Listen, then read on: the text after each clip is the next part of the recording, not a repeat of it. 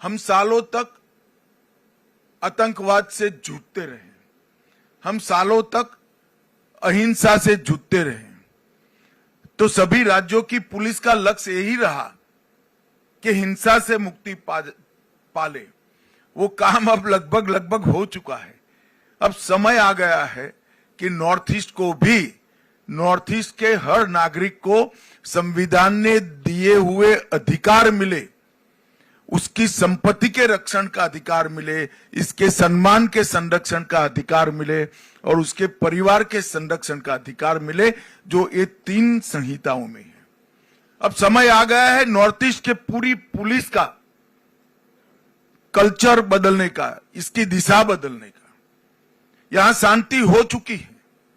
अब हमारा ध्यान उग्रवादी जुथों के साथ मुठभेड़ की जगह नागरिकों को उनके अधिकार मिले, इसकी और पूरे सभी राज्यों के गृह मंत्रालय का ध्यान डाइवर्ट करना पड़ेगा।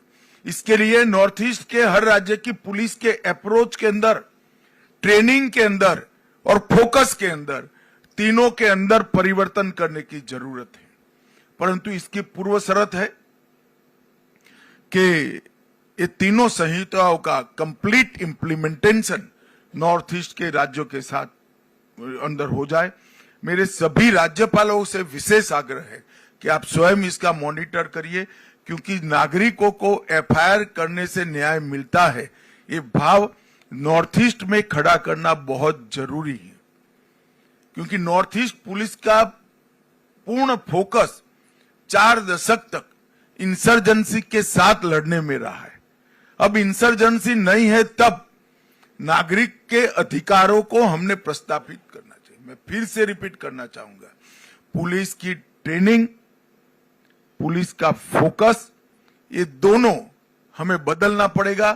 तभी जाकर हम संविधान दत्त अधिकार जो पूरे देश के नागरिकों को मिले हैं, वो नॉर्थ ईस्ट के नागरिकों को दे पाए। पीएमडीआई अब तक 6600 करोड़ रुपए की योजनाएं हैं। नागालैंड और कुछ योजनाएं एकदम पाइपलाइन में है। मुझे पूरा भरोसा है कि 6600 करोड़ से हम कुछ ही महीनों में 9000 करोड़ तक पहुंच जाए। ये हमारे लिए बहुत बड़ी उपलब्धि है।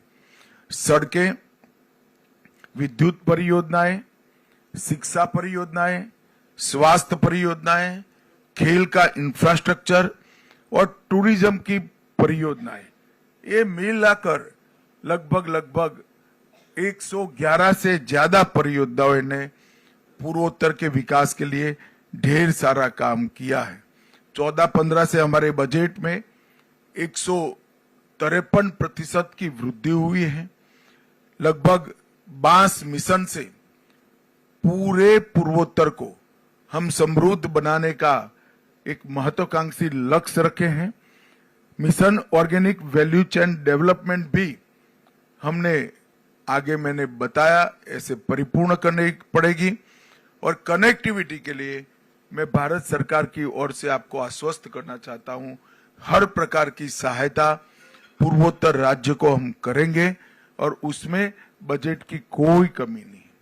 सिर्फ रेल कनेक्टिविटी में 81,000 करोड़ रुपया की योजनाएं अब तक बन चुकी हैं। रोड कनेक्टिविटी में 41,000 की योजनाएं बन चुकी हैं।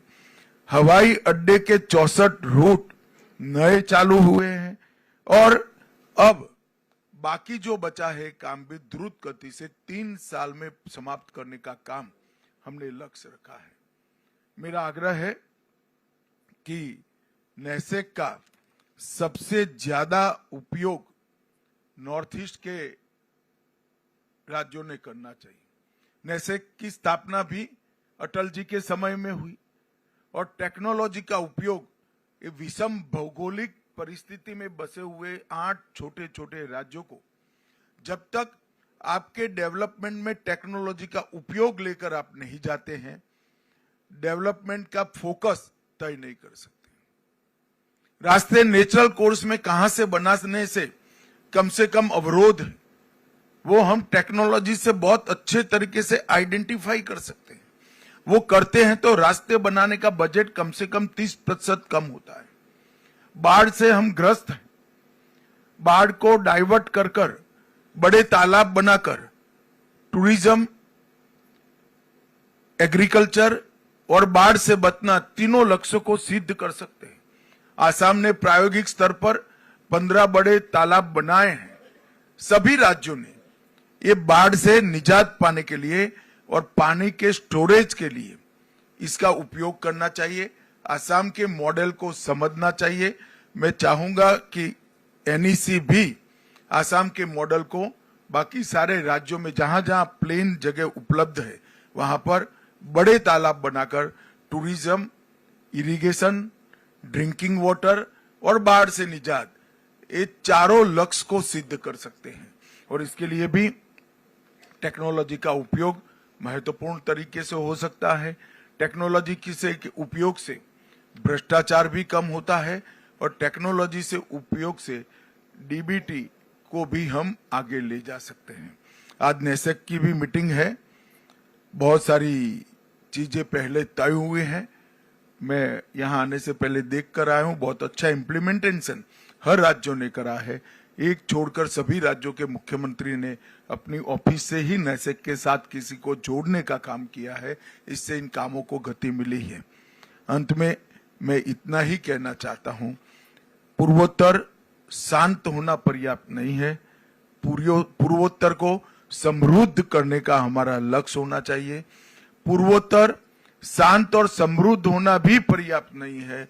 पूर्वोत्तर की हमारी विविधता की जो पहचान है, सांस्कृतिक पहचान है, कला की पहचान है, साहित्य की पहचान है और भाषाओं का अस्तित्व, इसको संजो कर रखना न केवल पूर्वोत्तर, पूरे देश के लिए महत्वपूर्ण है।